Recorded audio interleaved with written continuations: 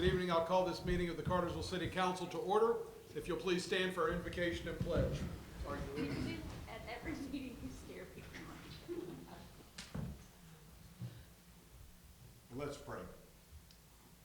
Our dear gracious Heavenly Father, we thank you for this day. We thank you for your blessings that you have bestowed upon us. And we thank you for this city and the opportunity that we get to come and do the business of this fine town. Tonight, Lord, we just want to lift up the Cooley family, and we ask a special blessing of comfort for their family and the loss of family members there tonight. Again, thank you for Calvin and the influence he has, the great influence he has in our city. We ask a special blessing on his family, that they would experience comfort and peace during these times. Lord, thank you for this time. Again, I thank you for the beautiful weather we've had outside and the time that we get to come here and do this business. We ask that you would give us wisdom and continue to watch over and keep us safe. Thank you for the efforts that have been done on the pandemic and the headway that's been made there. We ask that you would continue to touch bodies and to give safety and guard over the health of those who are sick. Bless us now in all we do, and it's in your holy name we pray. Amen. Amen.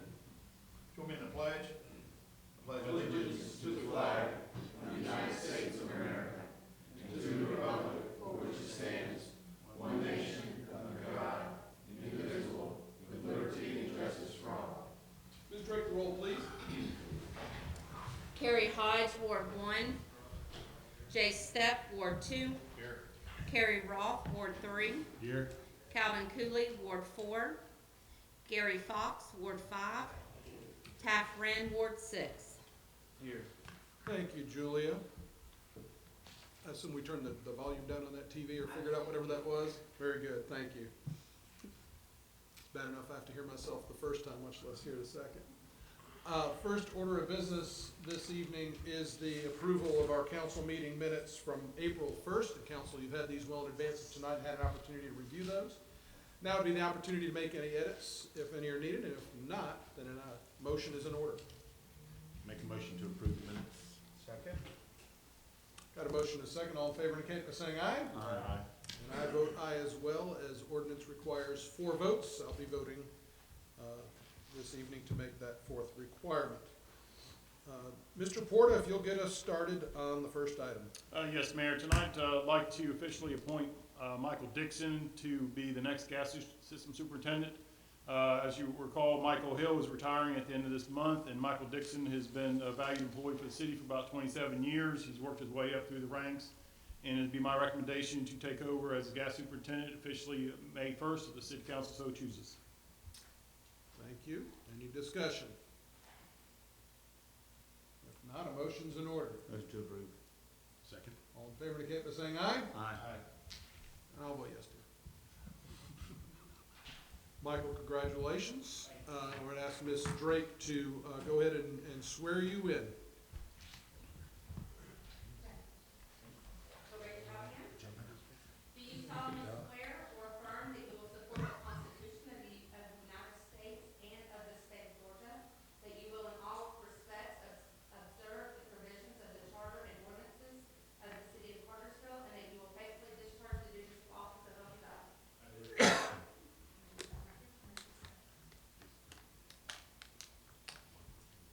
Yeah. Okay, thank you. Congratulations.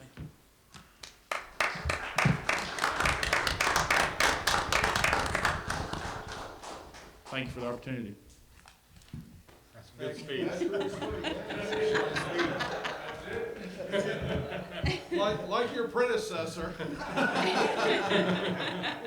Who is here? And Michael, I'd like for you to come up, if you would, please, sir. I know you don't want to, and I know we've already dragged you through a reception earlier tonight, but I just want, on the record, a thank you from the council and from everybody here, to thank you for your service, your leadership, your commitment to the city and every single one of its citizens, and again, for the style of leadership that is thoughtful, caring, and nurturing, and developing leadership. That's why we're able to keep everything in-house and move people up. It's because of the way that you've done things, and your contributions to the city will be felt for many years to come. Thank Thank you very much for your kind words, Mayor. I appreciate it. It's been quite an experience for me too. Y'all take care. I'm out of here.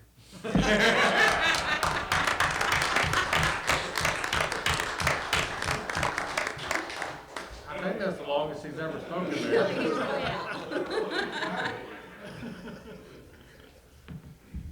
Oh, very well done. All right, Mr. Menino. Why not?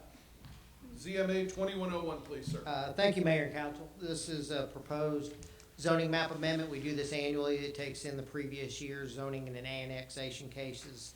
We put them on the map for readoption. Additionally, this year we made some map corrections where some lines were off on, that didn't quite match the tax maps. We went back and checked some surveys and did several corrections. I think David's highlighted them there with the circles on there. On the map, we also have the hard copy that we're going to request that you sign after the second reading. And with that, Planning Commission did recommend approval of this map amendment. Okay.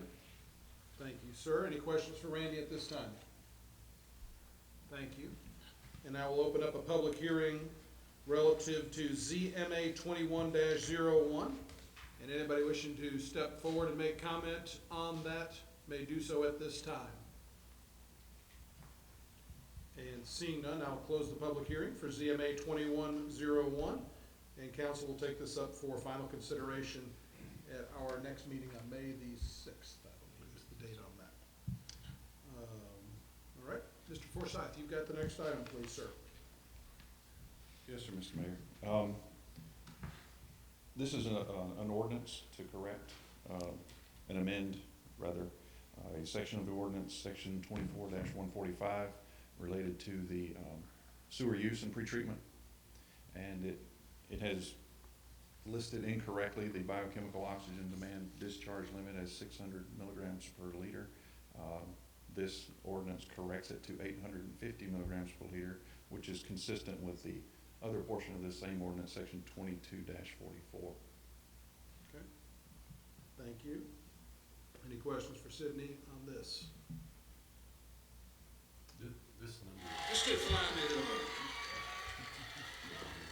I did not do it this time. Just this once.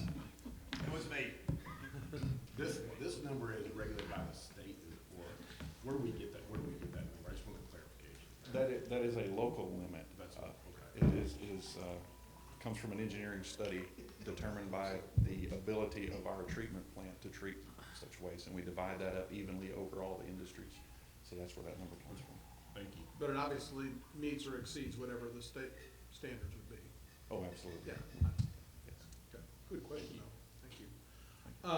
Any other questions for Sydney? Thank you, sir. Again, we'll take this up for consideration at our next meeting.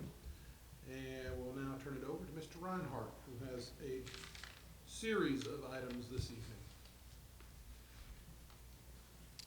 Honorable Mayor and Council, the first item I'm bringing to you is the Defined Pension Trust Company. We are looking for, well, let me back up. The Pension Trust Board has met with Salem Trust, which we are recommending tonight for our pension plan assets to be transferred from our current company, Defined Benefit Trust, to Salem Trust. We've checked all the references from existing governments that are using Salem Trust. Feel very confident that they can handle our needs for the pension plan, and I recommend, along with the Pension Trust Board recommends also the moving of our pension plan assets from Benefit Trust to Salem Trust. Okay. Questions for Tom on this item? And if there are none, a motion is in order. Motion to approve. Second. All in favor indicate by saying aye. Aye. I vote aye as well. Motion carries 4-0. Continue on, Tom. Second item I'm bringing to you, Honorable Mayor and Council, is the U.S. Bank Georgia Fund 1 resolution. This is a resolution from U.S. Bank and Georgia Fund 1. Georgia Fund 1 currently houses our Series 2018 water and sewer bonds. In order for those funds to be reimbursed to the city, a series of paperwork needs to be filled out and signed properly. The existing documents that we have on file are outdated and need to be updated with correct signatures, and this resolution completes that process. I recommend approval of this resolution. Okay, questions, comments, or motions? Make a motion to approve. Second. All in favor indicate by saying aye. Aye. I vote yes as well. Motion carries 4-0. Continue on. Honorable Mayor and Council, the next item I bring is the BB&T doing business as Truist Bank resolution. Currently, we are using BB&T as our depository bank. It is basically, if you don't know, it's going through a merger with a trust company, soon to be Truist Bank. We currently do not have a resolution with Truist Bank. However, the BB&T staff has asked us to get a new updated resolution. The paperwork included in the package tonight will make this, I guess if you will, fit with BB&T / Truist Bank. For this reason, the document is on BB&T letterhead. Just to let you know also that the Truist merger will be completed October of 2021, and I recommend approval of this bank resolution. Okay, thank you. Any questions on this item?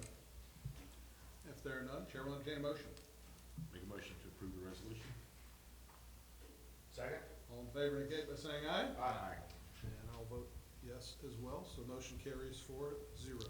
And my final item for the evening is the monthly financial report for February 2021. We'll be comparing it to February 2020. And the general fund revenues decreased over last February by $1.3 million. Expenses decreased by $784,000. Local option sales tax has increased by about $14,000. Billing permits and inspection fees has decreased by about $80,000. The water and sewer fund revenues decreased over last February by $582,000. Expenses decreased by $99,000. This is due to increased personnel expenses, increased operating expenses, decreased capital expenses, decreased debt service expenses, and increased transfers to the general fund. In the gas fund, revenues decreased over last February by $688,000. Expenses increased by $261,000.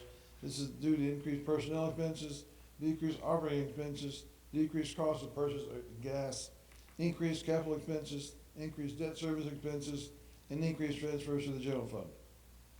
In the electric fund, revenues decreased over last year by $774,000. Expenses increased by $896,000. This is due to increased personnel expenses, decreased operating expenses, increased cost of purchase of electricity, increased capital expenses, and increased transfers to the general fund. Stormwater fund, revenues decreased over last year by $78,000. Expenses increased by $51,000.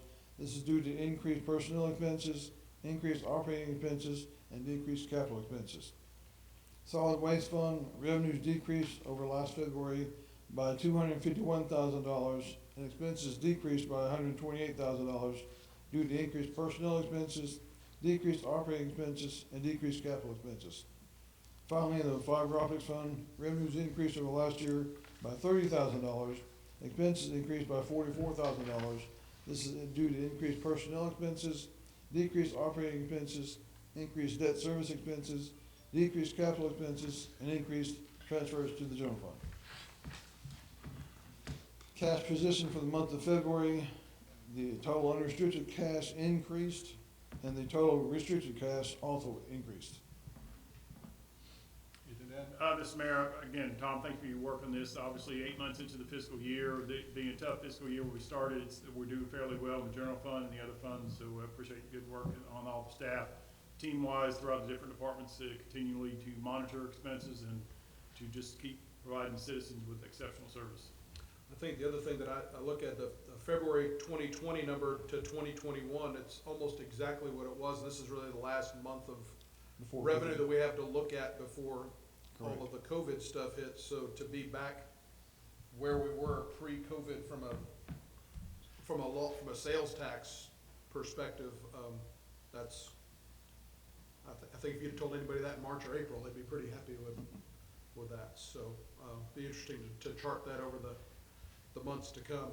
And again, I'll echo Dan's sentiments over the fact that, we passed a budget that was extremely lean and asked an awful lot out of our employees, and because of that, the numbers, even though some of the revenue numbers are down, that we're sitting in a much better position than we had budgeted for, which was kind of the strategy there. So. Any other questions or comments on the finance report? Thank you. Thank you, Tom.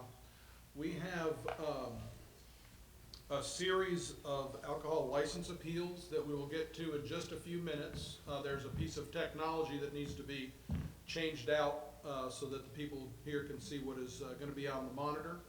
And so while that is taking place, I'd like to ask Dexter Benning to come forward to talk about a community event that he is spearheading and to inform council and our community about what it all is. Good evening, Dexter. How are Good you? evening, Mr. Mayor, council. Thank y'all for having me this evening. If I could get you to give our clerk your address.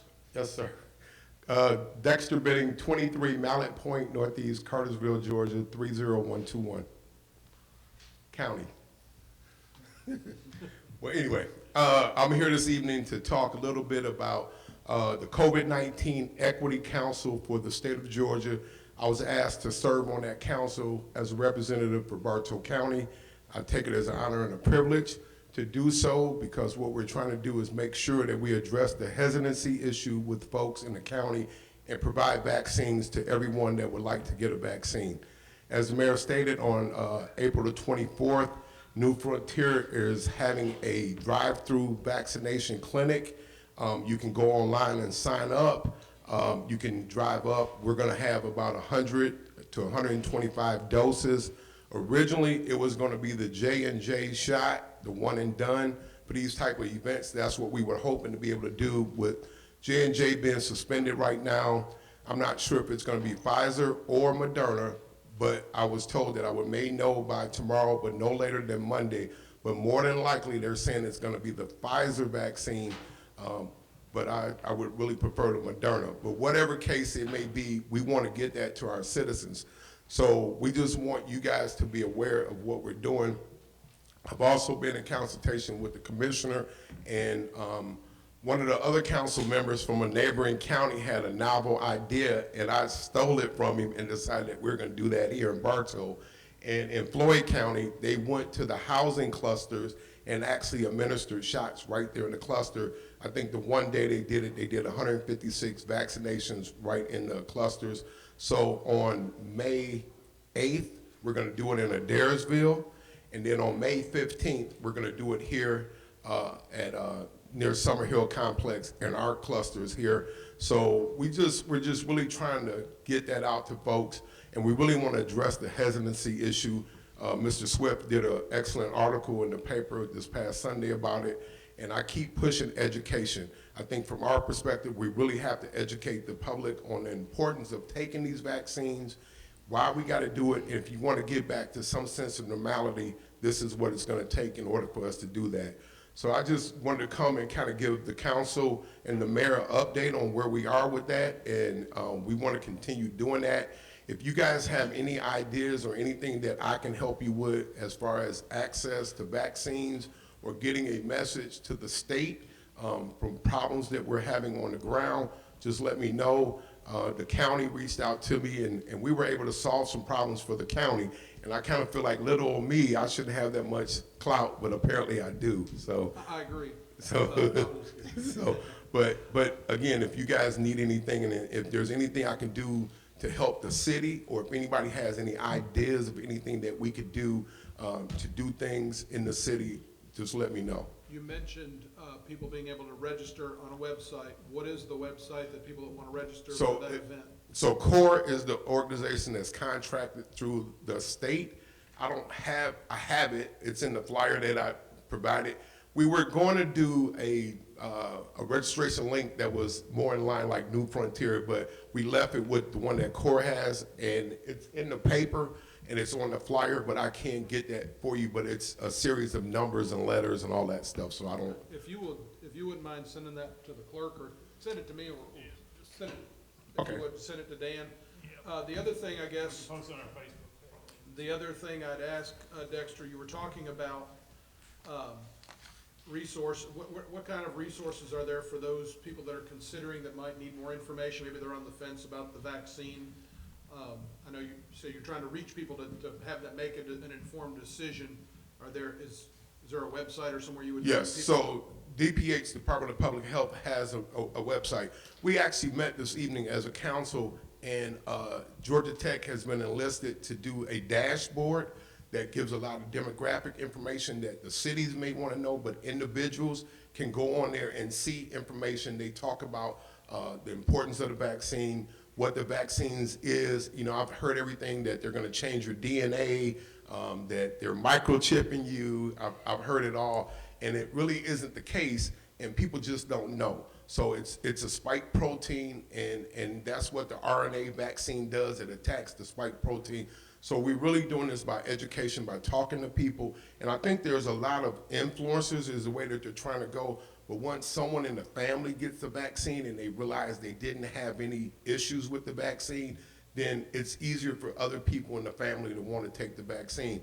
And my way of doing it is telling people, if you want to get back to normality, this is what's going to be required in order for us to do that. So that's the piece that I'm really trying to promote, is that if you want to, be able to see your grandkids, hug folks, not wear a mask, we got to get to herd immunity, which is about 75 to 80%. And I'm going to leave that part alone because that's not my expertise, but I know a lot of people got to get the vaccine in order for us to get to that point. So we're just trying to educate people to that. And so. Thank you. I appreciate your efforts and the communication that you and I have had about trying to make sure that anybody that wants to have access to this vaccine has the ability to get it. Absolutely. So thank you for that. Thank you, Mr. Mayor. Thank you, Mr. Council, for allowing me to come and speak to y'all. Thank you. Have a good evening. Yep. Mr. Lovell, I will turn it over to you. Okay, thank you, Mayor. The next 4 items on the agenda are alcohol license appeals. These are appeals from the Alcohol Control Board of violations of selling alcohol to a minor. There are 4 establishments which filed an appeal. There is El Nepal, Short Trip, Easy Trip number 2, the Local Bar and Grill, and the Page, aka Coronas. I will inform you that my office did receive a withdrawal of the appeal from the Local Bar and Grill prior to this meeting, so they will no longer be appealing, and the sentence will be imposed upon them, and they have until next Friday to pay their fine and commence their probation as required. I will make a brief statement regarding the procedure for all the remaining 3 cases and the duties of the council member, and a brief summary of the action of the Alcohol Control Board.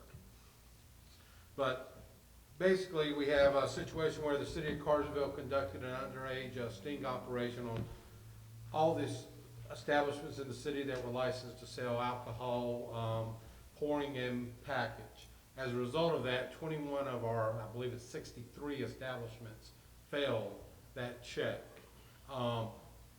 All 21 had a hearing before the Alcohol Control Board.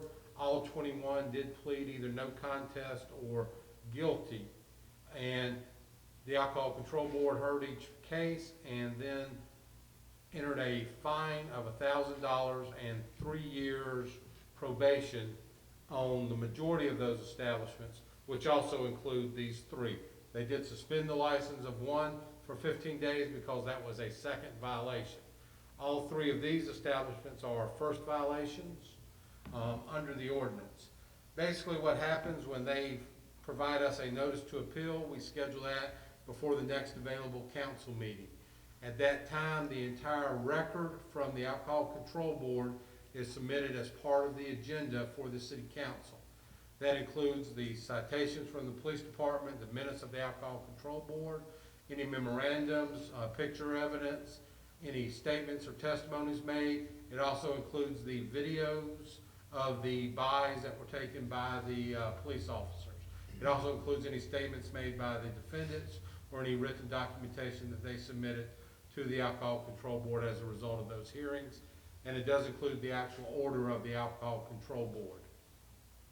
Now, once those records have been transmitted to y'all, they're put in your agenda, and we provide notice to the people who filed an appeal when the meeting is going to be held for them to be here to raise whatever issues they wish before y'all.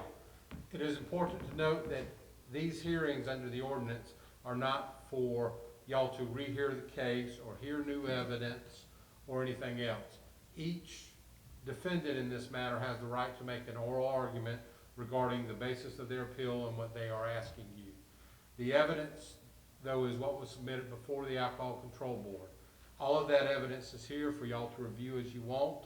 If you wish to view the videos, you have the right to do so. If you want to go through page by page, the about 20-page package with each establishment, you do have the right to go over those records during the meeting as well. After they have made those statements, the mayor and council is then under an obligation to make a decision with respect to their appeal. Now,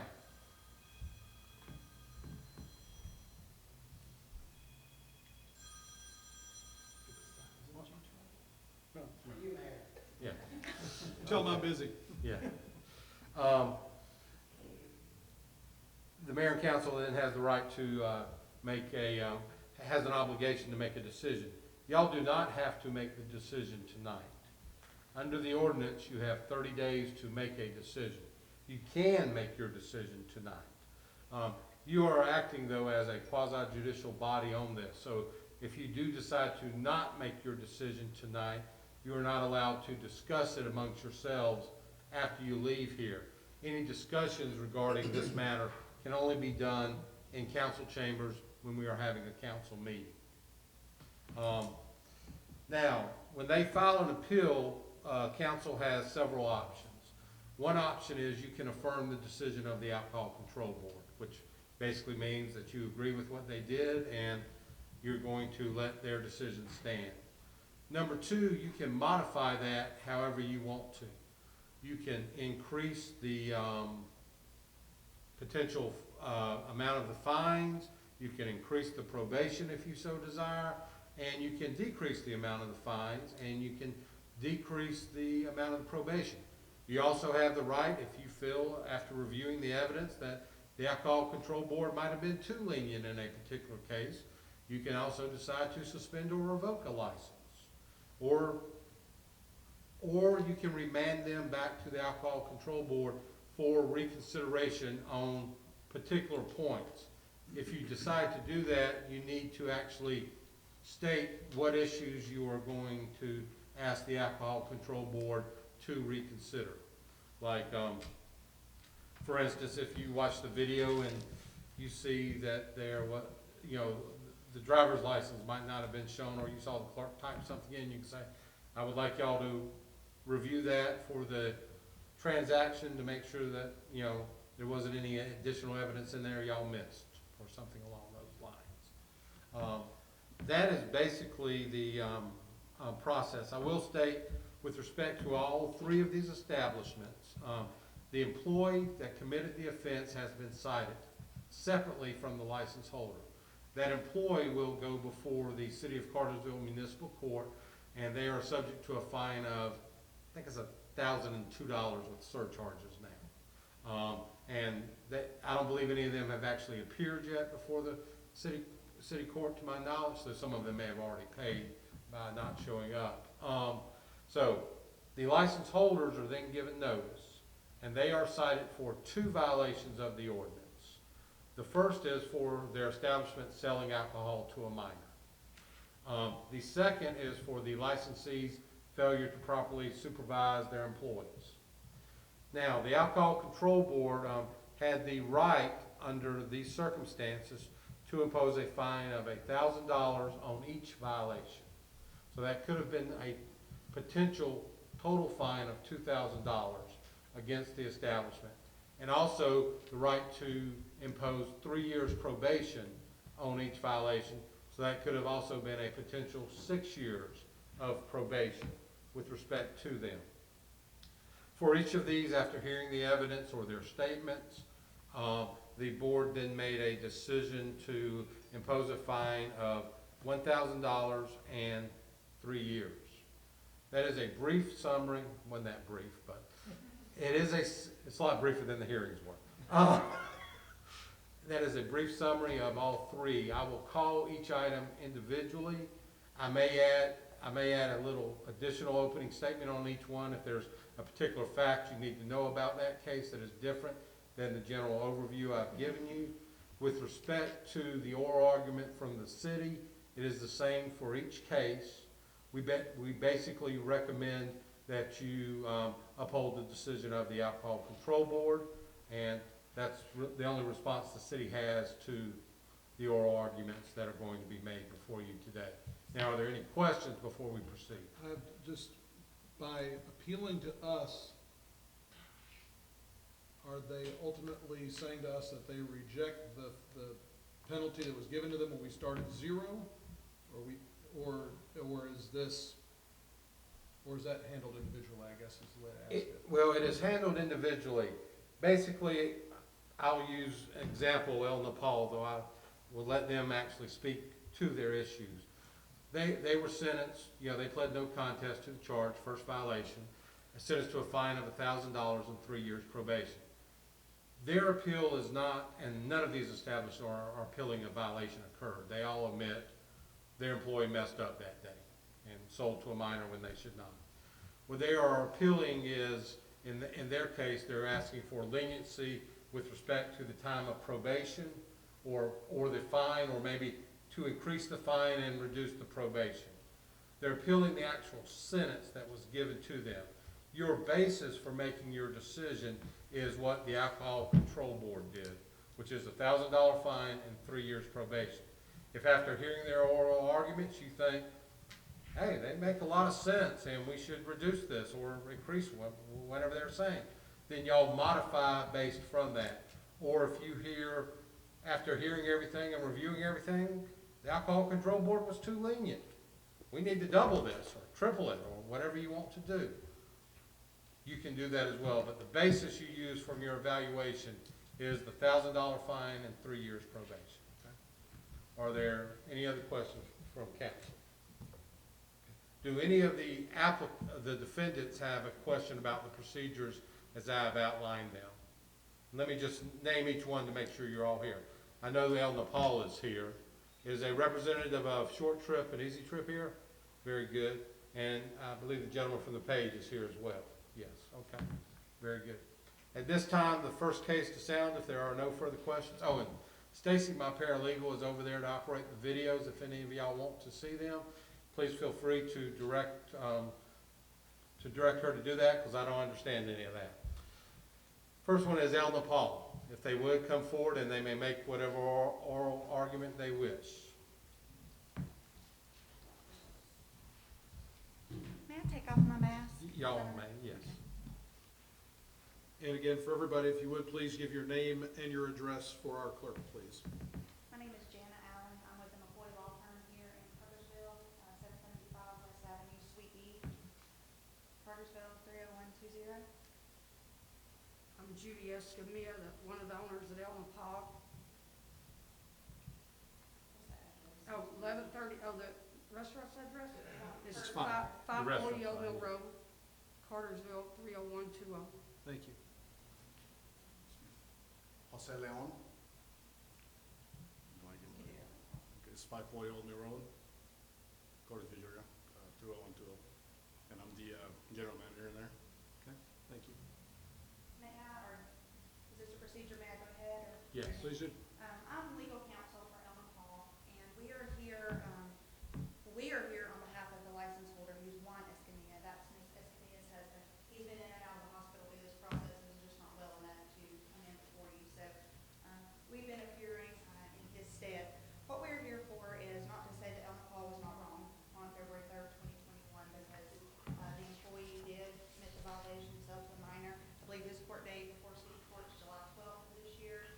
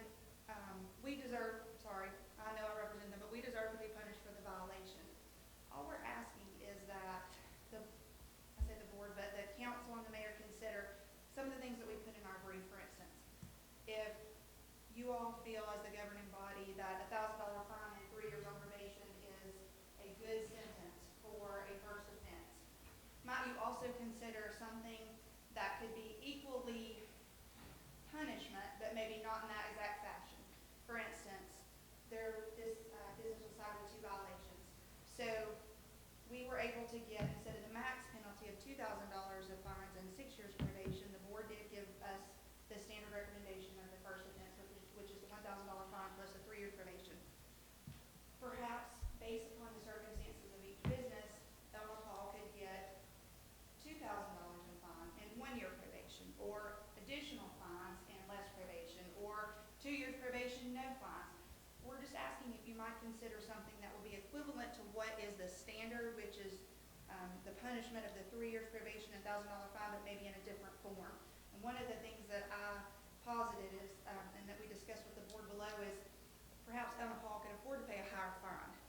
And then you might give them less probation, but maybe that's not fair for businesses who couldn't afford a higher fine to also get fewer years on probation. So one of the things that we discussed before the board was, if you imposed community service, all businesses can do community service, right? Even if they don't have the money to pay extra and get fewer years on probation, maybe you could impose 100 hours of community service and the fine and 1 year probation. And within that community service, some things that can be done here in the community are either you can actually labor at a community service facility for 100 hours at an approved site that you approve, or as some of the local agencies do, is businesses or probationers in the court system can actually say 100 hours of community service times the minimum wage rate of $7.25. You just do that multiplication, and whatever that figure is, you buy car seats. And then you donate them to local agencies here, hospitals, DFACs, other agencies in the community who need car seats for families that maybe can't afford them, or for agencies that are transporting children and need those donations.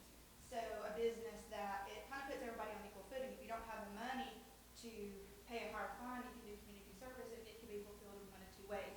Either monetarily by helping the community with a donation of car seats or some other type of community benefit, or it could be done actually laboring in the community for those 100 hours. So we're asking you just if there could be some more options that would equally be the sentence that you're recommending, or have the same force and effect of a $1,000 fine and 3 years probation, but maybe just in a different form. And I say that because you may have some first offenders before you who may be a first offender just by the skin of their teeth, because maybe it's been 4 years since their last violation. Maybe they're not on probation anymore, but maybe they just rotated out of the 3 years under the code. Or you may have somebody who's been in business in this community for about 20 plus years, and they're here before you as a first offender. So maybe if the board is not exercising any of the, I guess, discretion that it has, and it's treating everybody with the one size fits all, and it may not necessarily be that in every case. For instance, Elma Paul, one of the mitigation efforts they are taking is they have, I believe it's Prospero Restaurant Solutions, is coming into all 6 of their restaurants, and at a cost of $80 per employee, they're training 160 employees across their 6 restaurants. If my math on my phone was correct, it's about $12,800 of expense that they are going to do to just doubly ensure that something like this never happens again. That's a pretty strong mitigation effort, and you may have another person there who gets the exact same sentence who's not even trying to do any mitigation effort, even if it's not that extensive. So we would just ask if you would use some of your discretion to fashion something that might be more case specific, but yet still treat everyone fairly based upon their particular situation. Mayor and council, y'all do have the right to ask them questions. Of course, the other 2 individuals with her may wish to make a statement as well. I did just want to state for y'all's informational purposes, on page 55 of your package is where the standards to consider if you wish to actually reduce the penalty for an establishment. And on page 59 of your package is their written notice of appeal, which raises the issues that Ms. Allen addressed before y'all. Thank you. Want to start out by asking about the portion of the infraction that relates to failure to manage the employees. Sir, were you the manager on duty when this occurred? No, sir, I wasn't. Okay. I wasn't that day. Who was the manager on duty? His name is Carlos. And is he still employed by your restaurant? Yes, sir. Okay.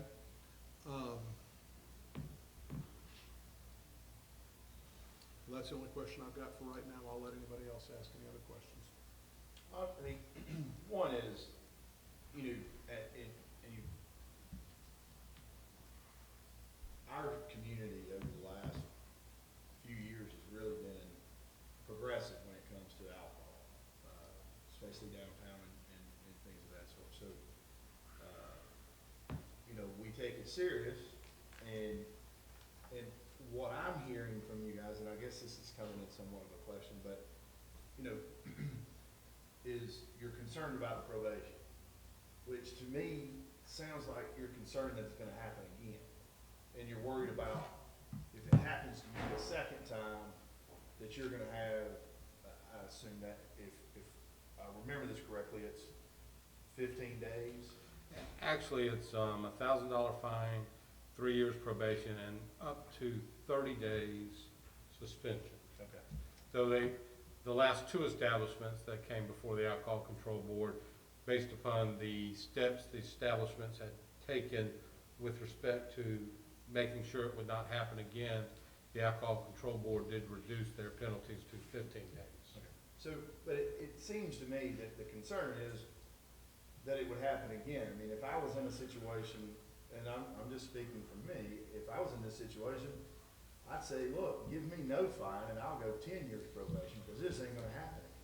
You know, that's sort of where I'm coming from on it. And so I guess my question to you is, what is your main concern about probation? I may not be expressing this correctly, but I'm gonna try to answer your question, Mr. Councilman. I don't think Elna Paul's concern is that it's gonna happen again if they've operated so long in this community with no violations. I think part of it for an upstanding business who is trying their best to do what is right, and especially taking strong mitigation efforts, is the stigma of actually being on probation that long. Because if you actually look at the code section, I mean, whether you're on probation for the first violation for 1 year or 30 days, if you commit a second one within the 3 years, the sentence is the same. It doesn't really matter if you're on probation or not. So if they get a second violation, then there's still a standard recommendation, as Mr. Lovell stated. It doesn't matter if they're on probation or not. So I think it's just a matter of, it's our first offense. We're trying very hard to correct this. We were wrong. We deserve punishment. Is there something else other than having that stigma of saying our restaurant's still on probation for 3 years that we can do for the community to take the place of that? And it could be a higher fine, or it could be doing something to better the community. And one of the things that I mentioned in our written brief was some type of an awareness program to help, not just in the restaurant, but in the community, because that was one of the mitigation efforts. Food set festivals, flyers, information packets to give out at high school, something, you know, just something that actually, I guess, more tangentially benefits the community other than just saying we're on probation. Because I don't think that I saw any kind of enhancement in the penalty for a second violation, whether you were on probation or not, as long as you were in that 3-year period. Well, a couple things. You say you take it seriously, and I'm not calling for anybody to lose their job, because that's just not what I do. But you just told me that the manager who was on duty that failed to oversee their employees, I mean, you fired the employee that did it, and I understand that. But again, the violation is failure to manage employees. You had somebody in that business that failed to manage their employee, and that's okay, because we're gonna let them take a class. To the second part of that, I would say there's nothing stopping from El Nepal or any restaurant from doing those measures that you just took about buying car seats or putting out flyers about underage drinking. Are you open every day of the year? Are y'all open 365 days a year? No, we close Christmas and. Okay, so, but you're open roughly 350 days a year. Let's do that for easy math. Okay. Easy to say you'd sell maybe 100 drinks a day? Easily, probably more than that, right? So where I am is that if I take 350 days and you're selling 100 drinks a day, which we've both agreed is a lower number, that's 35,000 instances where you're selling alcohol. And you're coming before us and saying that the one time or the 2 times a year that we have somebody that check on you, that just happens to be the one time that this happens. And I, quite honestly, I just have a hard time believing that's the case. And that's kind of where I sit with it right now. So I'll let others ask questions. I mean, to your point, there's nothing stopping you from doing that is, I mean, I think I spoke earlier, just that, you know, April is Alcohol Awareness Month, which is sort of, you know, ironic that, you know, we're here at this point, but April is that, and there are things in our community where you can partner with, and I would encourage you to do that. But I do believe that, you know, we're here at a much lenient place than where we could have been, and I think that, no one puts a sign out in front of your establishment that says that we're on probation. No one will know that. In fact, I would say that coming here tonight will make it more public, to, you know, because alcohol control board is not a really publicized thing, so, but, you know, no one puts that stigma on yourself except for, you know, no one puts a sign out that says that. It is up to you and your employees to know that and to be very aware of that and be very aware of what the consequences are if that happens again. So, no, it's not, no one holds that against you. It is just the penalty of it. So I would not dissuade you from that. I don't think that is a business crisis there. So that's all I have. I mean, there's some great things that I know Ellen Paul does, and I think that there's still some other things that if you want to, you know, I would encourage you to step out and be ahead of the ball. You know, if there are, and we do have a list of things that can be done in consideration, and I would encourage you to do those. I'd like to ask Keith, because if you're on probation and you have another violation, what does that do? But basically, how the ordinance works is, when we place you on probation, you are then, if there's another violation occurs, you're then treated as a second violation for probation purposes, and the recommended fine and penalty is $1,000 fine, 3 years probation, and a 30-day suspension. If you're not on probation, and let's say you had an offense a year ago, or you had one 10 years ago, it really doesn't matter, or it's your first offense, the Alcohol Control Board has the right and power to impose whatever penalty they want on any establishment based upon the facts and circumstances. For a first violation, they can actually revoke your license if they want to. They can go ahead and place you on suspension, or they can place you on probation, and they can give you the maximum fine amount, which is $1,000, or anything lesser than any of those. But, I'm sorry, but, so, I had a violation, I'm under a 3-year probation, 2 Right. years from now, I have this happen again. The only thing that's different is I have 30 days, up to 30 days potentially of being suspended. Yes. If I'm no longer under probation, and I have my second offense, is it the exact same? Well, the potential for that penalty to be imposed is still there.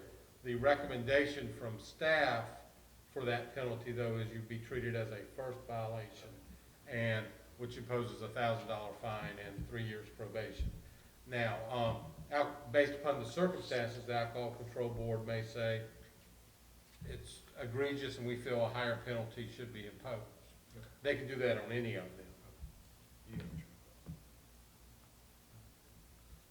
Ms. Allen, y'all have anything else y'all would like to add before I? Just that we want to say thank you, we're not trying to escape culpability because we know that we deserve the punishment. We were just trying to see if there was a way that we could take any kind of advantage of the mitigation efforts that the code allowed to possibly veer from that standard first recommendation, but we appreciate you listening and considering our arguments. Do you feel if we watch the video of what happened that would either help or would that hinder? I don't know that I've seen as many videos over time of this particular thing as this panel has. So I don't know if I can answer that.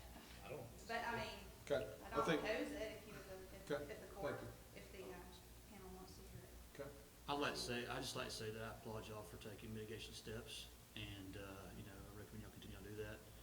And, you know, hopefully that we can reach a decision that, you guys can live with, but I do appreciate y'all consideration of doing that and making sure that your employees are better trained and better educated on what to do and what not to do. Thank you for this time on this late Thursday night. Mayor, at this point, I would ask you to close the hearing portion, and after you do close it, then council can determine whether they wish to make a motion tonight or to sort of hold it in your pocket for consideration at one of your next two council meetings. I do have a question procedurally. Am I allowed, since I'm the fourth person, am I allowed to make motions or? You may, yes, you may Okay. make Thank motions tonight. I'll go ahead and, unless you're good, if everybody good, I'll go ahead and close the public hearing portion of the proceedings. Thank you for that. May we proceed? Yes, please do. Be whatever you want. What do y'all want to do? I'm ready. I mean, I'm ready. I'm ready. I make the motion to affirm what the alcohol control board said.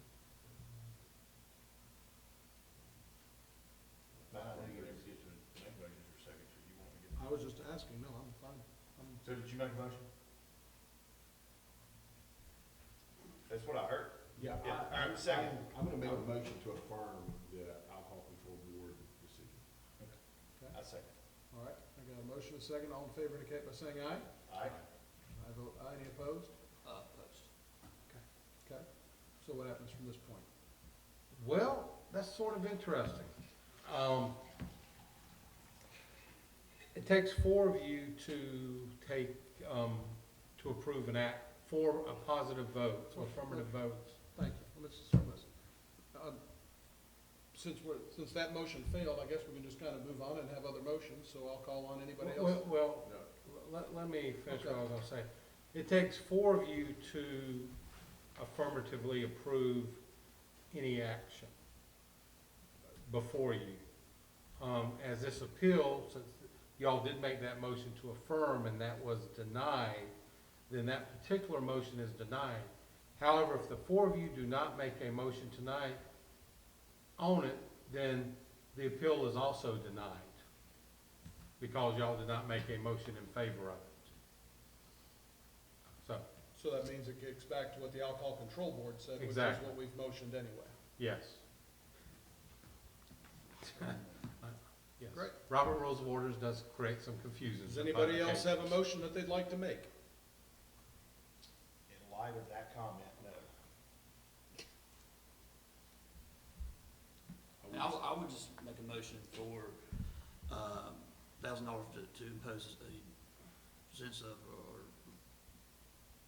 sentence of $1,000 fine and 2 years probation. Got a motion, do we have a second?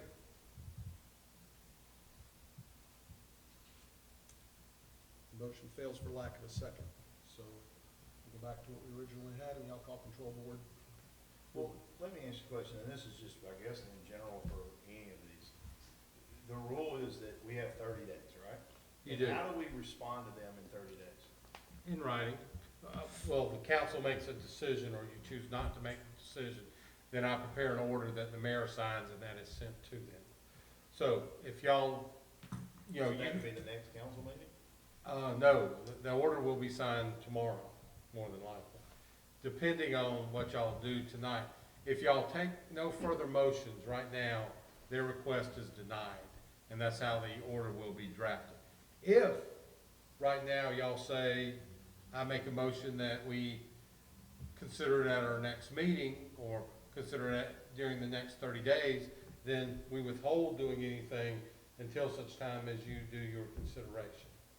But since y'all did actually make a motion, then it is considered to be denied if y'all do not have any positive motions. So Here how tonight. do we do that? Would we all meet, publicly? Yeah, no, at your next council If you want it meeting, on the next agenda, you make a motion. yeah, at the So have next it moved to the council next meeting, y'all would just take, But there wouldn't be here. no, y'all would just vote at the next council meeting. That's all you would do. Or the council meeting after that, it just has to be within 30 days of today's date. And I believe the next two council meetings, We've got a 3-week period between now oh, and the next we one. do have a So it's gonna 3-week? be next- Okay, then it would only probably be the next council meeting. Mayor, as frustrating as this is, you know, I would like to give some of the absent council members a chance, so what would that motion be? Would be that we will, Make a motion to defer our decision until the next council meeting. okay, but we don't have to, we won't have a whole another hearing. No, It'll just no, be- It'll come up, we'll make a. It'll be on the agenda, the mayor will say, El Nepal, alcohol license appeal, is there a motion? And y'all will discuss it and make a motion, and that's it. Nobody in the audience will speak, I won't speak, or anything else. Okay. Make a motion to defer to the next council meeting. I'll second that. Got a motion and a second. All in favor indicate by saying aye. Aye. Any opposed? No. I'll vote no as well. Then, unless y'all have another motion that y'all approve, the appeal is considered as denied. Okay, moving on. Jana, y'all will receive a copy of the order. Basically, it'll say you have until next Friday to go pay the fine, and it'll tell you as of that date is when your probation will actually start. Okay? Thank you very much. Thank you. Thank you. Yes, Yes. please. The next item is short trip and easy trip number 2. Sir, if you would, step forward. Okay, and before you say your name for the record, I did want to inform the council, there is one issue I do want to make you aware of this, is although they did receive notice for the Alcohol Control Board meeting, they did not appear before that meeting or present any evidence on their behalf at that meeting. Though the Alcohol Control Board, since they had received proper notice, was within their rights to impose a fine and a penalty, which they did decide to do, which was the $1,000 fine and 3 years probation for a first violation. I will state that it is on page 105 of your package where the considerations for mitigation are, and page 109 is where their actual written appeal is. Sir, at this time, state your name and record and make whatever argument you want. Address is 165 Castle Road, Cartersville. Ms. Jenna, she explained it very well. And you guys had a pretty legit questions. We accidentally sold this money. We apologize. If you can just reconsider the fine and probation, that'd be great. Okay. I don't want to take a lot of your time. Thank you.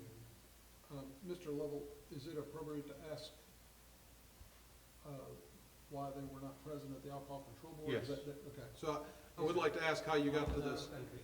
Okay. And I did not get the notice. Actually, it was delivered to the store, and my manager employee, they did not Okay. give me or tell me. I'm sorry, can you please step right there? Thank you. I'll be able to hear you better if you do that. Thank you. Right. So I was out of country and I did not get that notice. And as soon as I found out about this last meeting, I called city and I came up here and requested if I can come to the next one. Okay, thank you. And I'm trying to recall, was it an employee of yours Yes. that did this? Yes. And what happened to that employee? Well, I suspended her for about a week. We are really short-staffed. It's really hard to find a good help right now. I have a sign on the door, help wanted, and seems like nobody wants to work, to be honest. So she is, as of right now, she is still working. What other actions have you taken since this happened? Well, I've been doing this for 20 years, basically, and pretty much every single alcohol, tobacco item we scan, and each time we scan, the window pops up for ID. Okay, and for some reason, I don't exactly what she did, she canceled it and sold it, and at the same time, I mean, it's not excuse, she was training another person too. And that person, I think, got stuck somewhere, and she jumped in, she tried to hurry up, get the line going, and that's where she made a mistake. Okay. And that's the first time ever we try to keep it really strict, because for me, it's really not worth it, because I do have kids as well. And I tell everybody it's not worth it because I'm probably making just 25 cents a can. So please don't sell. I tell that everybody. We try to give them training as much as you can. And I try to send them again, show them some video, get them certification. I'm trying my best. I understand. Any other questions? Okay. Does anybody care to see video, or are you fine, or do you have any, nobody's got questions for Mr. Chisholm? Okay, if there are none, a motion's in order. I make a motion to affirm the alcohol control board, of the $1,000 and 3-year probation. Okay, got a motion, do I have a second? Second. All in favor indicate by saying aye. Aye. I'll vote aye, any opposed? Very good. And sir, just like the other establishment, you'll get a notice will be delivered to you, but basically what it will say is you have until next Friday to pay the fine, and on that date, your probation will start. Thank you. Yeah, thank you. Thank you. Thank you. The next establishment is the Page, also known as Coronas. I will inform you that on page 219 are the mitigation circumstances you can consider, and then on page 224 is their actual appeal. Sir, if you want to step up, state your name for the record and all, and then you may make your statement. I will tell you there was one difference about this particular establishment than the others. Actually, two differences I'll let you know. One is that there were actually 2 employees cited at this establishment instead of the standard 1, and that's because 2 employees were actually involved in the transaction, whereas at all the other establishments, only 1 employee was involved in the transactions. This gentleman is not the actual license holder, he is his partner, and but he did come forward to represent the business and, you know, make their arguments before the Alcohol Control Board and to accept whatever penalty is imposed on them. And at this time, you may make any statements you would like, after you say your name and address first. William Watkins, Page Bar and Grill, 212 South Tennessee Street, Cartersville, Georgia. First, I need to do the same thing I did before. I don't normally speak in public, so forgive me for that. Like I stated before, I was supposed to be a silent partner. This got dumped in my lap. With that being said, we try to make the best of it. If you watched the video, I think at that time there was probably 7 people in the building. And I'm wanting to say in that 7 people that was in the building, I think my wife and the bartender was 2 of the 7. I'm not sure, and I would ask you to watch the video. I'm a truck driver. I own a trucking company, and that's what I do for a living. I'm dirty now because I broke down trying to get here. So give me just a minute because I need to. You're fine.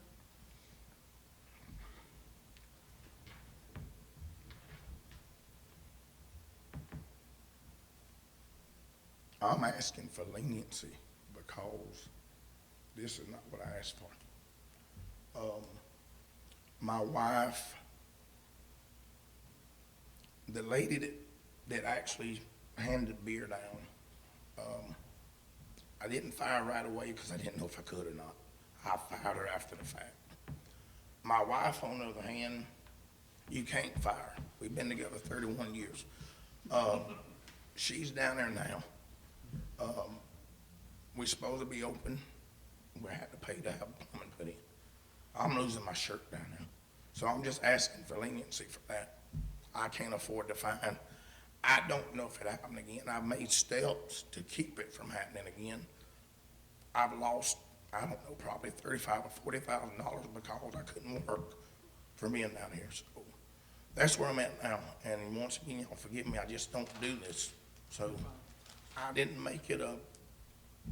I don't know. He did ask if we would play the video, so if If council has no objection, I'll ask, Ms. Forstall to do that for us. Okay.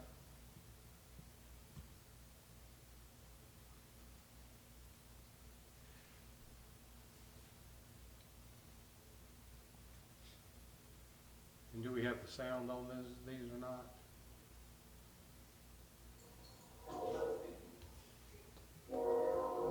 Oh, the train, excellent, we know we're in Cartersville.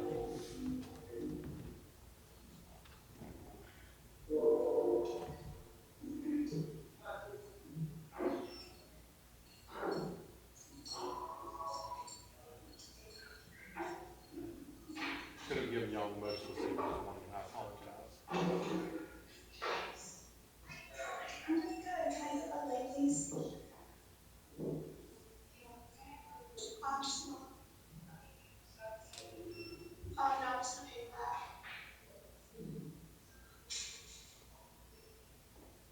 Thank you.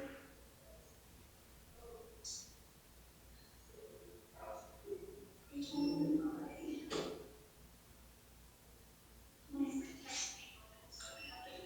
Okay.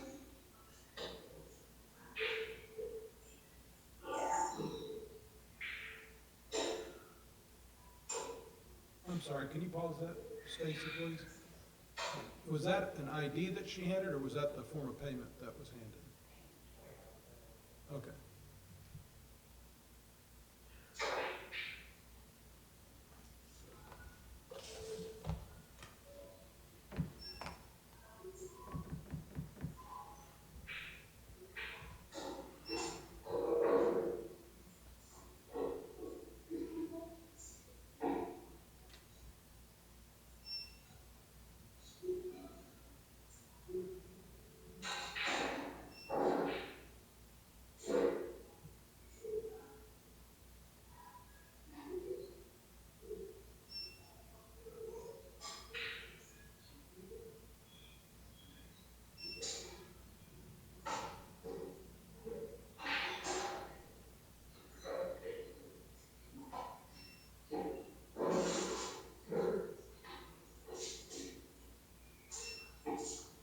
And I believe from this point, it shows her sitting there until she leaves and walks out.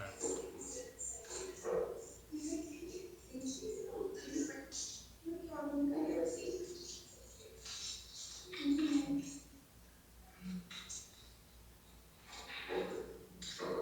Oh, there we go.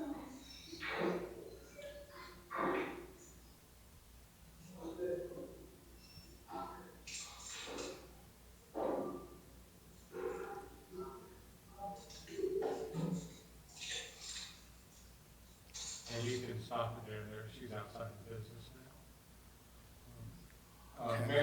Mayor, to answer your one question, if you will refer to page 245 of your agenda in the incident report, it does state that they did not check or ask for the identification. So what you observed there was just the handing of the money to and from. And if I may, can I address the video? Absolutely. I put cameras in. If you notice, it took a while for her to get her change. I had to go and put new registers in. And the reason it took so long for her to get her change is my wife couldn't get the register open. She didn't know how to operate it. Once again, we're truck drivers. We don't do this.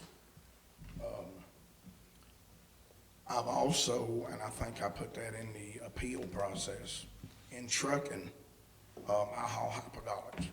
If you don't know what you're doing with hypergolics, they can kill you. We go to training. We have to do training yearly. When I went to go get my license, and I don't even know this, I look at a lot of that bar rescue, and I got a book for dummies to operate a bar.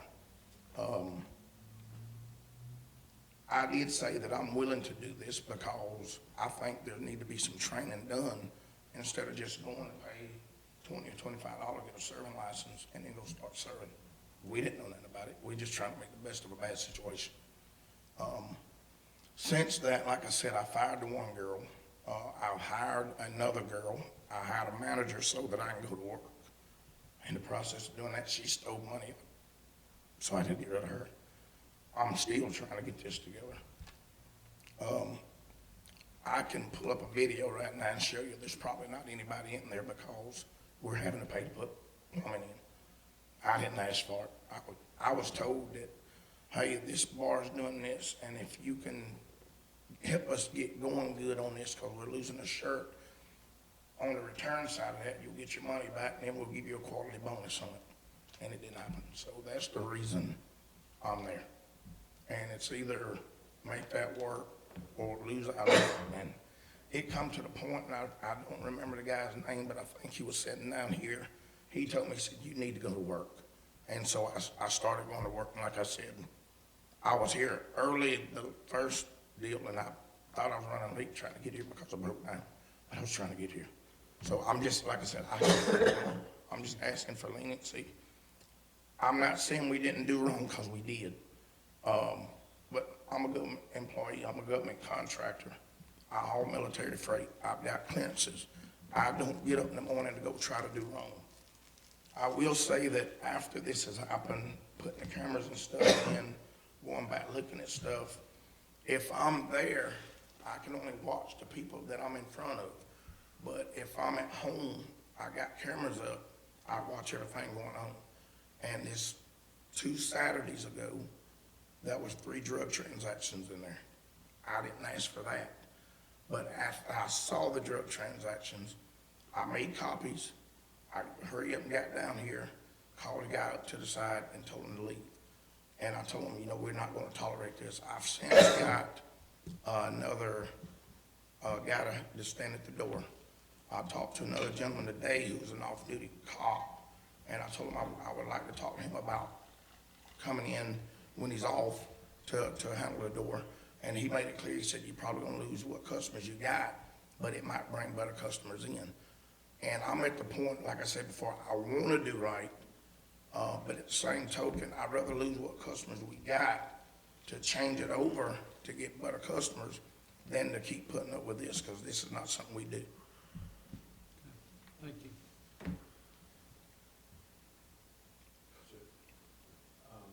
One question, the license, the person who holds the license, he is the other owner? Yes. Here. Okay. So, I mean, and I understand that you have a clearance and whatnot, and I don't think that would affect that. And, you know, is the owner or the licensee, the person who holds the license, are they not here just because they're out of town or out of? He went out of the country, and I didn't even know this. That was actually me and another guy that went in with him, but the other guy, he's supposed to know all this about bars, and he was the one that talked me into bringing the money. He didn't even bring any money in. I gave up pretty much my retirement, my savings to do this.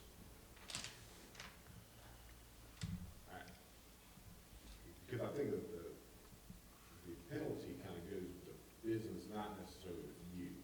I don't think that. Well, and I wasn't telling you I had a government clearance because I'm thinking that it's gonna do something with that. I just want you to know that by me having a government clearance, I'm trying to stay on the straight and narrow from the time that I was old enough to know better to now. So it's not like I go out and try to do this stuff. I try to correct it. Yeah, I try to reassure you that it's probably, it's on the license holder. It is. And the address. The license holder is who the violation is against from the city council. Now, these violations don't show up on anyone's criminal history record or anything like that. So with that being the case, again, if council were to decide, if we were to decide that whatever we decided, let's say there was a dollar amount attached to that, does that amount goes at the license holder? Well, we send the notice to the license holder and the business, and then the owners of that business pay that. However they decide to pay that is up to them. You know, we don't sit there and say that Kerry Roth and Matt Santini own the bar. Okay. Kerry's a fine, upstanding young man, and we know Kerry didn't do anything wrong. So we're gonna make Matt Santini pay $1,000. We don't differentiate But that way. if I'm the license holder, You're the one ultimately legally responsible, and you're the one that if it is not paid, we would take enforcement action against. okay, so let's just say that I was the license holder, that I've gone off somewhere else, or that I just refused to pay.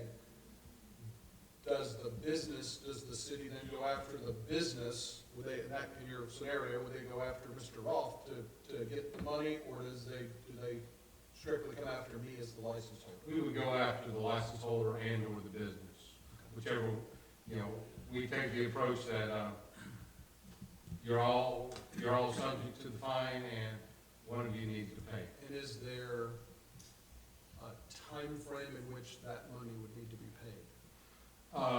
Normally, as part of the orders and for the appeals, we do establish a time period for that to be paid. Is it a set time, or can council set what that time period would be? Council can extend that time, lessen that time, whatever y'all want to do with respect to it. Can you also put a condition on the sentence, for example, that if there's a dollar amount assessed to it, and there's a failure to pay by whatever set time frame, that the licensee, specifically just the licensee, would be subject to enforcement rather than licensee and or the business?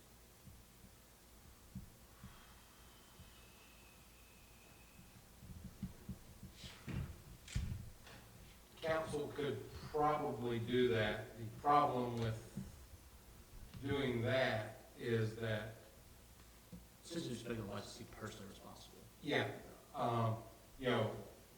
a lot of times the licensees are not the owners of the business.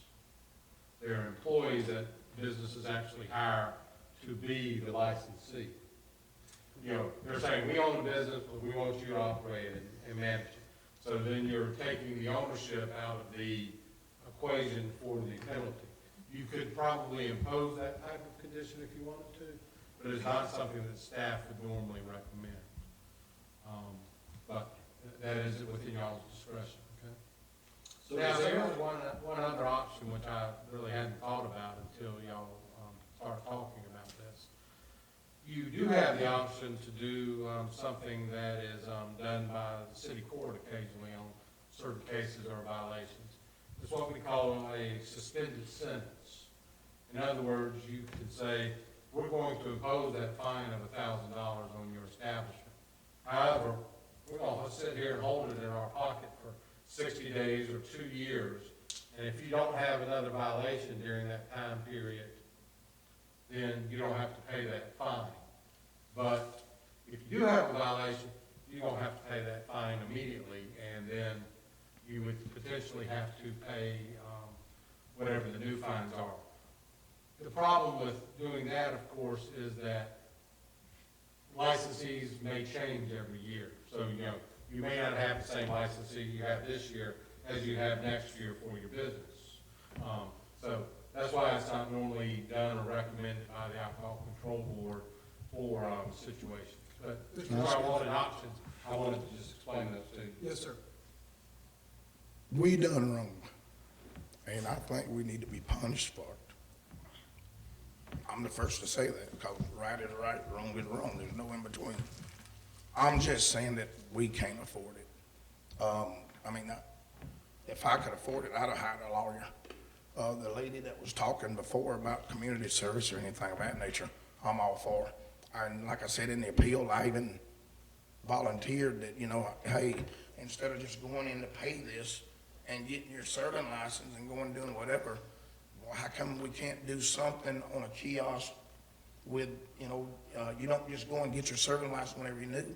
You gotta take the test. You gotta pass that test. We have to do it every year. And I do know that in the trucking industry, what we do, we're professionals. So even when it's not our fault, they'll figure out a way to say it's our fault unless we can prove otherwise. I'm just simply saying, I know we done wrong, and I know we need to do something about it. I'm just being honest with you and telling you, just like the video showed, I don't know how many people it actually showed, but there was nobody in there hardly. There's nobody hardly in there now. There was nobody hardly in there yesterday. And then on top of that, It's like a domino effect. We're paying for everything there's to pay for, and I don't understand. Don is the licensee, and as soon as he got money, he flew the coop, and don't know when he'll be back. And I know that if it goes to the licensee and then it reflect back to the business, at the end of the result, I'm gonna end up paying it or shutting the doors, and I even said this at the last hearing, I'm trying to sell the place. In the process of trying to sell the place, other people come in and say, hey, did y'all know that, there's another company going in right 4 doors down that's doing the exact same thing you guys are doing? So you try to sell it, and then nobody wants to buy it because they got competition right there. So like I said, it's a rock in a hard spot. And I've always been one that says, if, with the lemons, I'll serve it up, make lemonades out of it. But this is 10 times worse than lemons. I'm just trying to make the best of it. I'll make a comment that, obviously, you're in a bad spot. I'm definitely in a bad spot. And, I don't think anybody sitting up here doesn't feel for you in many different ways. And the alcohol is a serious thing. I understand that. And, you weren't in there, and I get all that, and you're standing here trying to $1,000 could potentially save your business. I get that. And so, but, there's bigger issues than this going on with your business. Right. I think that's evident. I guess I'll turn that into a question for Keith. So Keith, if we said, we're handling this, obviously, similar to how we've handled the last, few, and, he's given a date of when to pay, and he's not able to pay. Just legal processes started as far as, hey, notification goes. I guess, Matt, you might have been trying to get to this, and I'm wondering, this is the reason people come in front of me. There are some situations where you feel, maybe you can do something. I don't feel comfortable lowering the fine. I don't feel comfortable lowering the probation. But prolonging some kind of not a payment program, but a payment program, over 2 or 3 months, 3 or 4 months, and understand that if you can't get it done, you can't get it done, but give you some time to get your business in order as a whole. But as a city councilman that's been on here for 13, 14 years, and as much as we deal with alcohol, it's very serious.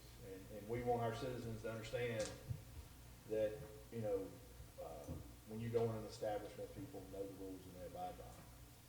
So I don't know if I can. Yes, you can actually, make a motion and give a payment schedule or a ultimate payment deadline if you would like. In other words, you could say pay $250 a month, or, Do I need to close or the $1,000. public, do I need to close the public hearing portion? No, before we do because that? y'all are still asking him questions and he Okay. hasn't made his closing remarks. Great, yet. thank you. But y'all can do that. I will state there's another option that you could do if you wanted to as well.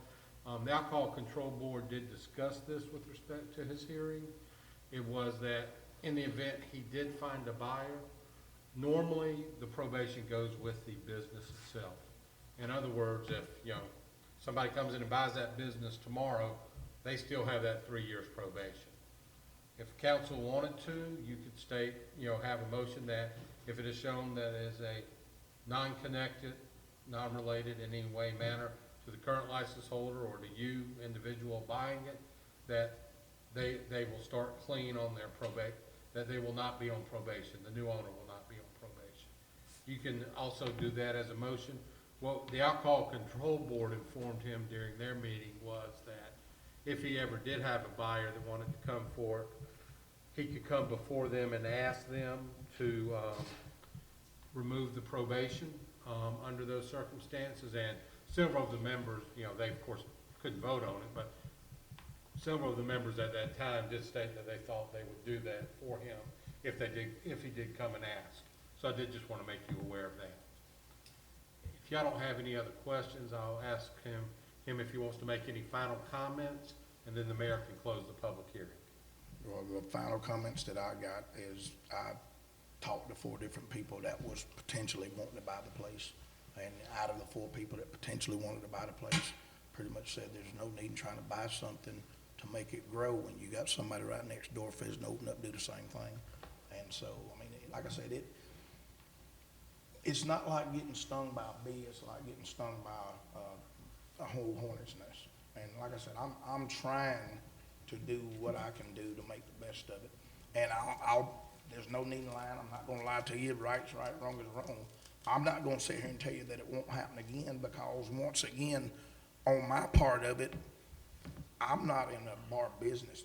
I've been trucking for 20-something years and million-mile safe driver, the whole 9 yards. That's what I do. This, I'm learning as I go. I'm learning as I go, and I'm trying to make correct steps to make it right. It's just gonna take a while. It's gonna take some time.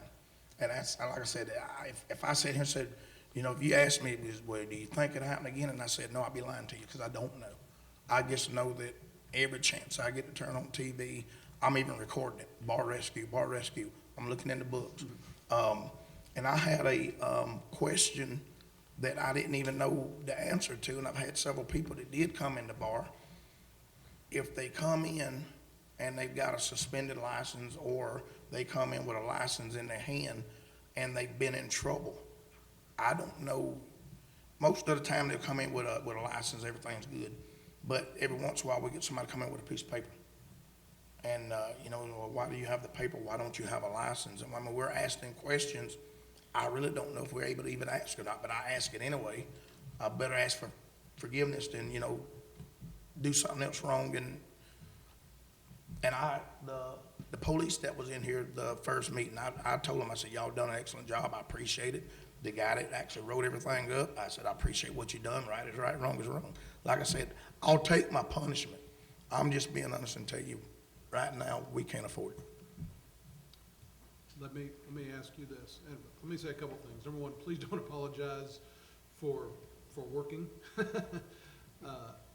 And don't apologize for saying you don't speak well publicly, because you've done a great job of telling us what's in your head and what's in your heart. I just So get you're nervous and tear You're up, so. absolutely fine. So, I'm gonna ask you, because I do agree with Councilman Stepp that you know, that the dollar amount and the probation period, I think it needs to be, I feel it warrants what it is. If it were to be over a 10-month period where you're paying $100 a month, does that, That's better. I mean, I know you'd rather not, Right. but given the choice of things, does that make an impactful, does that make the bites a little bit easier Right. and go a distance to helping you preserve your business and help to grow it? I think so, yeah. I mean, it's better than what I got now. Right. Like I said before, if you guys just toured the place and saw it, you probably like, ain't what in the world, I go back in there. I mean, it's a mess. So we're working on trying to fix that as well as grow it. And it's just hard to do. Okay. Thank you. And I do have another question, if I may ask. Yes, sir. Yes, Your name, Mr. Lobo? Yes, If I cannot find a buyer, yes, sir. and for some miraculous reason that it turns around, and I go in there, because right now, like I said, we're partners. I go in there and was able to buy this place and try to get other people in here, and will those fines still go with me also? Because it sounded like you were saying, The fine of $1,000 is against the current license holder and the current business. Now, if you create a brand-new business, you know, say the current business is, you know, Keith Lovell Enterprises, and you create a new one called J. Stepp Enterprises. J. Stepp Enterprises would be a new business getting a new license. The 3-year probation would go with J. Stepp Enterprises. The actual fine would not. The fine would stay with the current licensee and establishment as of the time of the violation.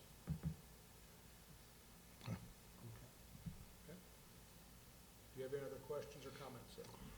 Once again, I apologize I know you said not to apologize, but I can't help myself, so, I apologize for taking up your time. I just hope you guys would do something to, show a little bit of leniency for me. All right, I'll close the public hearing portion then, and I'll make a motion for 3 years probation, $1,000 fine, and make it payable in 10 months. Meaning that there'd be 10 $100 installments to pay that, made payable $100 every 30 days. Okay, so we, just for simplicity's sake, we'd make the first one due May 1st and then every month thereafter. Sure. I'll second that. Got a motion and a second. All in favor indicate by saying aye. Aye. And I'll vote in the affirmative, and that passes unanimously for the record. I Thank you, sir. appreciate it. Yes, sir. Can I say one last thing? It's got nothing to do with this, I don't Sure. think.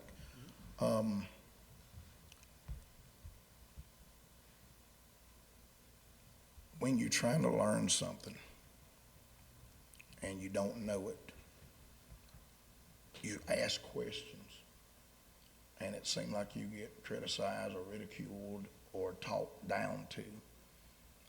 In my opinion, I don't think it's right. I know and I'm going back to trucking. In trucking, if I'm out somewhere and somebody's having an issue, I'll get out and try to help them. Nobody was born out of the womb in a truck, so everybody had to learn it.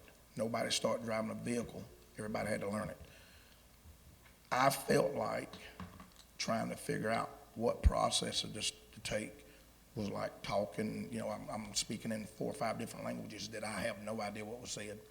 The first lady that come up here, the attorney, I guess, whatever was said between them two, I'm trying to figure it out, and I want to say somewhere over here, and I mean, I'm at a loss. So, like I said, I know I'm gonna make hiccups, I'm gonna stumble, I know that. I just hope that if I reach out to ask for help, that I don't get ridiculed, or because I felt like I'd done that in the very beginning. So I'm just asking if you guys don't mind, and where's the law office of Archer? Archer and Lovell, yes. Okay. I made some phone calls to try to find out what my procedures were. And in my opinion, and nobody was on the phone but me and the lady that was on the phone, and in my opinion, it seemed to me that she was being rude with me. And then when I called back the next time to find out about the appeal process, I was told that, you know, don't worry about the inner workings of what goes on inside the city hall or wherever it was at. I don't remember word for word. And my response to that was, I don't know how this process works. I just want to make sure my paperwork get where it's got to get to, and somebody's got it. And that's all I was trying to do, was to make sure that it was received. So if you don't know this, and like I said, I'm not going to call any names because I don't know who they were now anyway, but in my opinion, I just feel like that I'm reaching out for help, and I'm reaching out to try to make sure I do the right thing, but yet it's like, you know, just go on with, you know, deal with it. Well, I apologize if any of my staff did that, and I will address that issue with them to make sure they treat anybody that calls in with respect and provides them the information they need, or in this case, they would have either forwarded you to me, or they would have sent you to Ms. Drake for her to answer those specific questions. And I do apologize if that did not happen. It did not, but once again, I appreciate that, and I just, and I'm speaking from the heart, like I said before. I made it clear, you know, we done wrong, we need to get penalized for it. So, Sir, I apologize for the city if you called City Hall and didn't get somewhere. So here's my business card. If you do need some assistance on this, just give me a call, and I will get you in the right touch with the right person there. All right, thank you, Mr. Watkins. Is there any other business that needs to come before council this evening?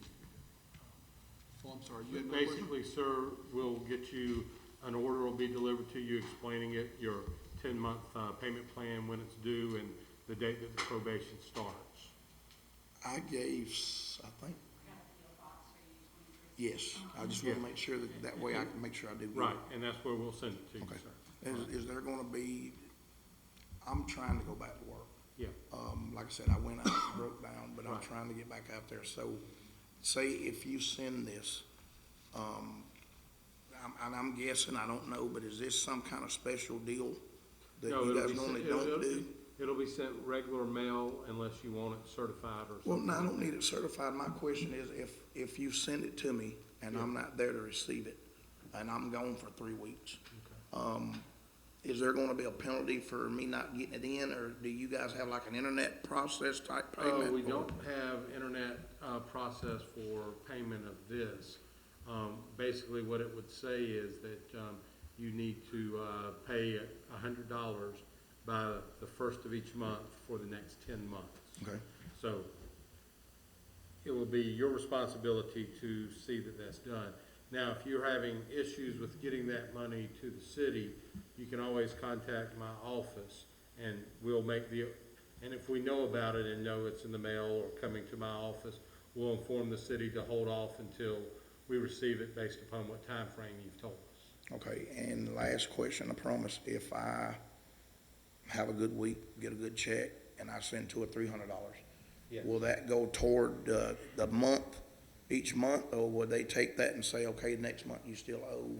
No, if you pay, say, $200 on May 1st, your next payment would be July 1st. Okay. Thank you. Thank you. Any other business that needs to come before council this evening?